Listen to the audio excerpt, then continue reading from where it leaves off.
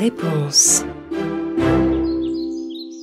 Il était une fois, dans un pays lointain, un charmant couple qui vivait heureux.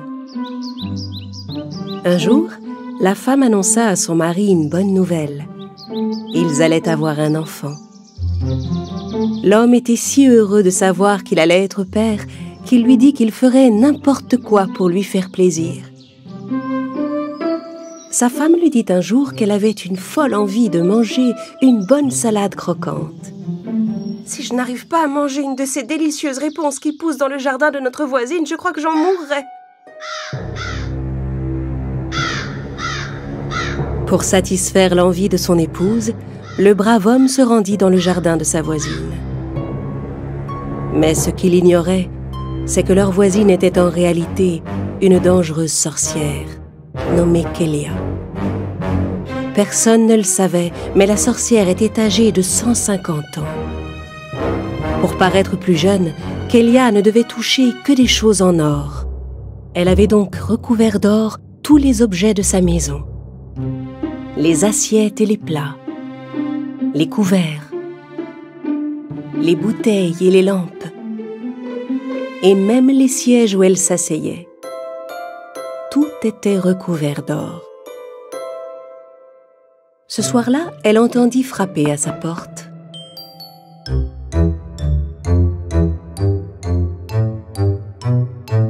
C'était son voisin qui venait lui demander une de ses réponses pour faire une salade à sa femme enceinte.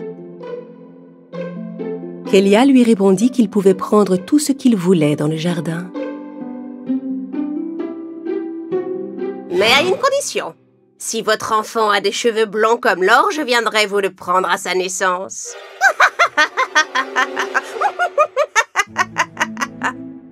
L'homme ne savait pas quoi faire, mais pour ne pas laisser dépérir sa femme, il prit le risque d'accepter et pria pour que son enfant n'ait pas les cheveux blonds.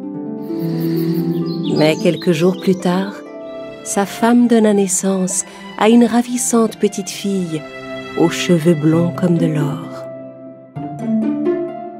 Ils nommèrent la fillette Réponse. Kélia apprit rapidement que le bébé qui venait de naître avait les cheveux blonds. Elle vint donc prendre l'enfant à ses parents et la ramena chez elle. Pendant des années, la sorcière prit grand soin de Réponse. Elle peignait ses cheveux blonds qui, chaque jour, devenaient un peu plus longs. Kélia ne voulait surtout pas lui couper les cheveux. Chaque jour, elle en prenait quelques-uns et les plongeait dans un chaudron magique pour les transformer en or. Ma magie change ces longs cheveux dorés en fil d'or, ma source de vie. Un jour, au plus profond de la forêt, Kélia utilisa sa magie pour construire une immense tour afin d'y enfermer Réponse et de garder ses cheveux en sécurité. La tour était construite sans aucun escalier. Elle ne disposait que d'une petite pièce avec une seule fenêtre. Jusqu'à ses 18 ans, Réponse grandit seule dans cette chambre, ne recevant que les visites de Kélia.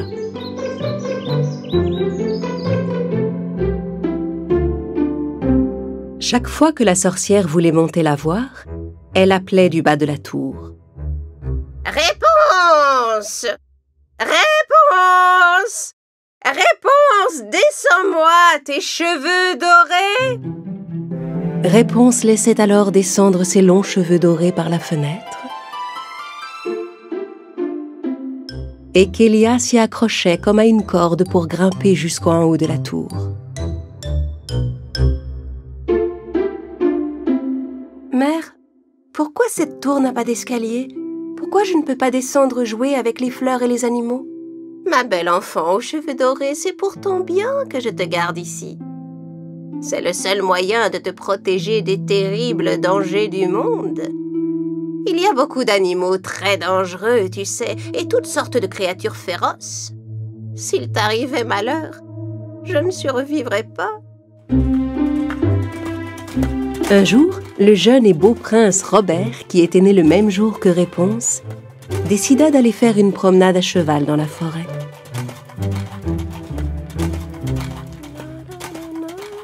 Soudain, le prince entendit une voix qui chantait et s'arrêta pour écouter. Cette voix? Qui peut avoir une si belle voix? En se laissant guider par cette mystérieuse voix, il finit par arriver devant la tour où habitait Réponse. Quand il vit la jeune fille chanter à sa fenêtre, il tomba aussitôt amoureux d'elle.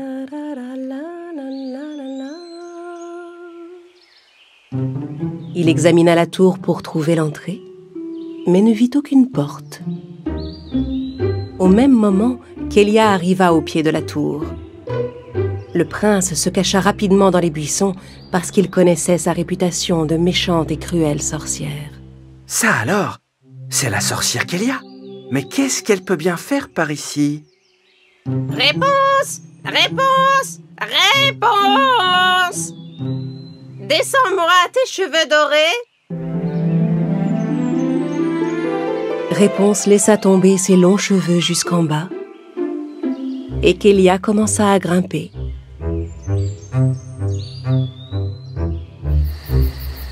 Le lendemain, le prince revint tenter sa chance. Arrivé au pied de la tour, il s'efforça d'imiter la voix de la sorcière et appela. Réponse! Réponse! Réponse! Descends-moi tes cheveux dorés! Réponse trouva la voix un peu bizarre, mais fit tout de même descendre ses cheveux. Le prince Robert grimpa rapidement le long de la chevelure, curieux de rencontrer celle qui chantait d'une si belle voix. Il s'en est fallu d'un cheveu. Réponse fut effrayée en voyant cet inconnu. Mais qui êtes-vous? Comment êtes-vous monté? Prince Robert, j'ai pensé que vous aviez des problèmes à cause de cette sorcière. Je suis Réponse. Je ne vous connais pas. Ma mère dit que les étrangers sont de dangereuses créatures. Allez-vous-en d'ici. Regardez, est-ce que j'ai l'air d'une dangereuse créature? J'ai entendu votre voix et j'ai juste voulu savoir ce que cette sorcière manigançait. En fait, je suis venu vous sauver. Les paroles du prince attendrirent le cœur de Réponse, qui se sentait maintenant rassuré. Réponse, voulez-vous venir avec moi pour voir des fleurs, marcher dans la forêt et croiser des tas de charmants animaux? Réponse rêvait depuis des années de découvrir le monde. Elle accepta bien volontiers la proposition du prince. J'ai une idée, pour qu'on puisse redescendre tous les deux de la tour. Le lendemain, en arrivant au pied de la tour, la vilaine sorcière Kélia s'apprêtait à appeler Réponse quand elle se rendit compte que la longue chevelure pendait déjà le long du mur. Tiens, j'imagine qu'elle m'a vu arriver de loin et qu'elle a descendu ses cheveux pour que je monte. Kélia commença à grimper le long de la chevelure. Quand elle entendit un cheval hennir dans la forêt, elle pensa qu'un cavalier passait tout près mais ne s'en soucia pas et reprit son ascension, pressée de retrouver Réponse. Quand elle arriva au niveau de la fenêtre, elle fut sous le choc. Réponse avait disparu, elle avait coupé ses cheveux et s'était enfuie de la tour. Mon or! Non! Mon or! Mon cher or est parti!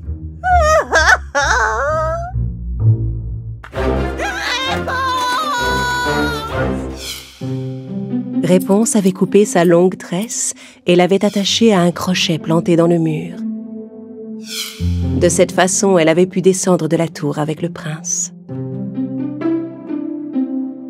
Kélia, seule dans la tour, toucha désespérément les cheveux coupés de Réponse. Oh non! Non, non, non!